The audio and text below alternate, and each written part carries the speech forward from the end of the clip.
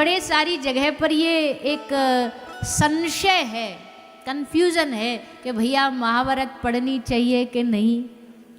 महाभारत एक कोई पूछा महाराज जी को, वो महाराज जी घर में महाभारत रखनी चाहिए कि नहीं।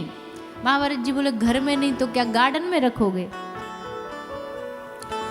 बोले नहीं नहीं, हमने सुना है महाभारत घर में रखने से झगड़ा हो जाता है, ऐसा हमने लोगों से सुना। अच्छा, यहाँ कितने लोग हैं जिनके घर में महाभारत है, जरा हाथ उठा के बताओ। महाभारत ग्रंथ है, वैसी महाभारत तो है ही घर में महाभारत ग्रंथ किस किस के घर में है? 2-4 लोगों के घर में।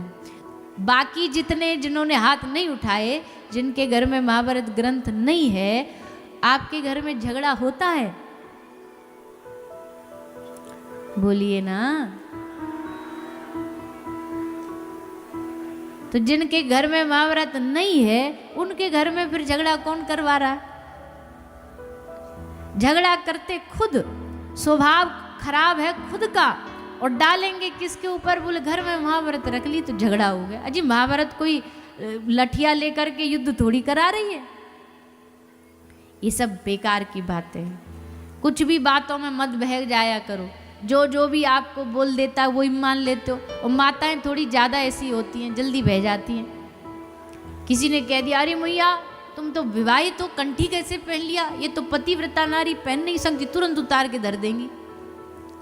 अरे जरा ने देख तो लो, तुम्हारे शास्त्र क्या कह रहे हैं, तुम्हारे पुराण क्या कह रहे हैं। तुलसी श्रृंगार है हमारे गले का।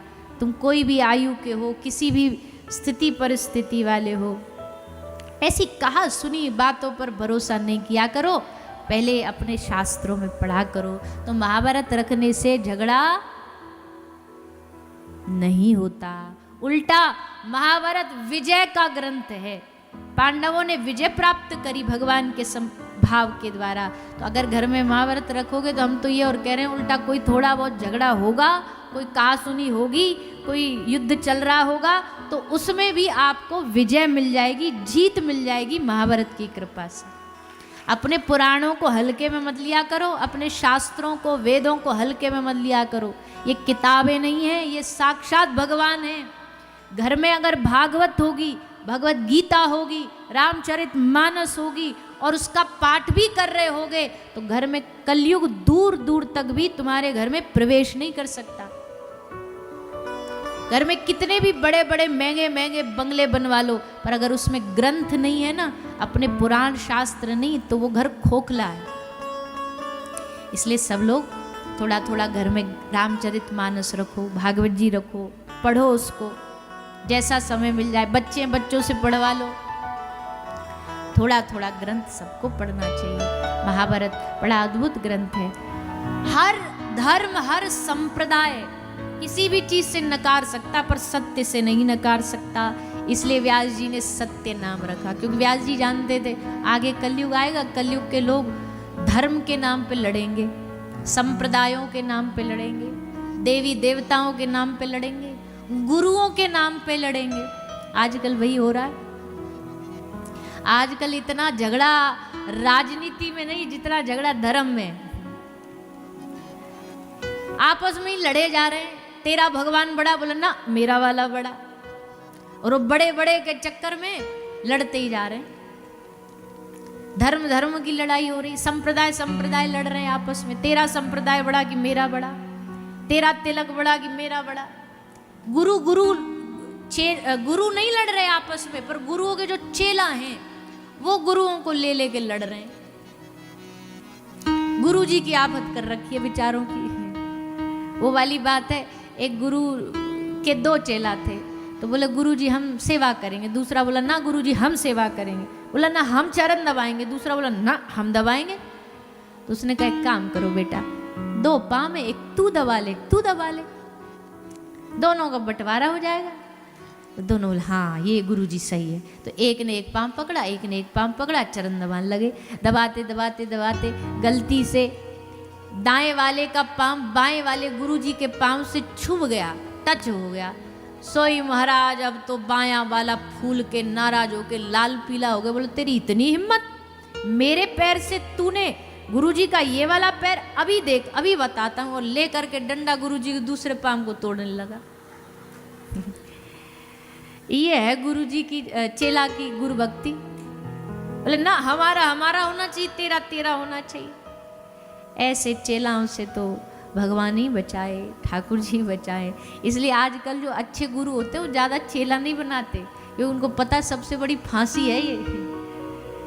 चेला गुरु जी को दिन भर तो शिकायत करेंगे, बोले गुरु जी देखो उसने ये कर दिया, गुरु जी देखो उसने वो कर दिया। इसलिए गुरु जी कहते भैया जितने बालक संभाल सको उतने ही बनाओ, ज़्यादा झंझट में नहीं पड़ते। कोई अपने गुरु को श्रेष्ठ बताने के लिए दूसरे की बुराई कर रहा है, अपने भगवान को श्रेष्ठ बताने के लिए दूसरे भगवान की बुराई कर, भैया ये झगड़ा बड़ा विचित्र है, इससे बचिए। हाँ ये बात सच है, मेरा वाला मेरा है, वो सबसे श्रेष्ठ है मेरे लिए, उससे आगे कोई नहीं। अब मेरे हृदय में अगर श्री राधा माधव है तो मेरे लिए उनसे आगे दुनिया में कोई ताकत नहीं, कोई शक्ति नहीं, चाहे कोई आ जाए। पर इसका मतलब ये थोड़ी कि सामने वाले का अपमान करें। तू जिसे भजे हम तुझे प्रणाम करें, हमारे तो जो प्राणाधार है हम उनको भजन करेंगे। भैया झगड़ा बड़ा। परम पूज्य प्रातस्मरणीय श्री डोंगरे जी महाराज की जो भागवत पर जो उनका व्याख्या है, उस किताब में हमने यही एक दृष्टांत पढ़ा था। बोले एक गांव था, तो उस गांव में लोगों ने चंदा इकट्ठा किया सब गांव से और एक मंदिर बनाया। मंदिर बन गया। बोले मंदिर में मूर्ति किसकी रखें? बोले राधा कृष्ण विराज दो। तो मंदिर में बढ़िया राधा कृष्ण की मूर्ति लगा दी गई। अब राधा कृष्ण की मूर्ति लग गई तो अब राधा कृष्ण भक्त तो आ रहे हैं मंदिर में पूजा करने, पर राम जी वाले नाराज हो गए। बोले हमारे राम जी नहीं तो हम काहे को जाएं, पहले हमारे राम जी होने चाहिए। तुरंत मीटिंग बिठाई गई, संस्था के लोग बोले भैया क्या करें, राम जी वालों को बुलाना है, नाराज नहीं करना है। तो मीटिंग में निर्णय हुआ एक काम करो, इनको खुश करना तो पड़ेगा, एक काम करो भगवान कृष्ण की मूर्ति हटा के यहाँ राम दरबार लगा देंगे। राम दरबार लगा दिया।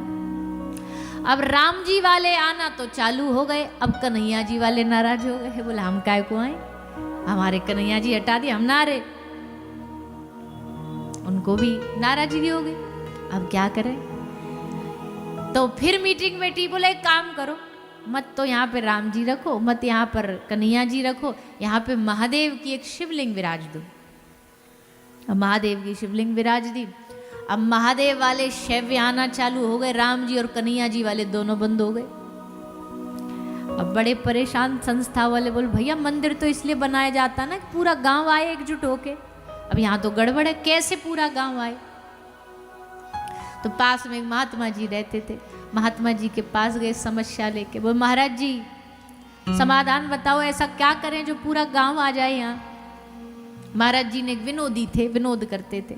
महाराज जी हंस के बोले भैया न मत तो यहाँ पे राम मंदिर बनाओ, मत यहाँ पे कृष्ण मंदिर बनाओ, मत यहाँ पे शिवालय बनाओ, तुमको सारा गांव इकट्ठा चाहिए ना एक जगह। बोले हाँ। बोले काम करो या इस मंदिर की जगह एक होटल खोल दो, पूरा गांव आ जाएगा इकट्ठा।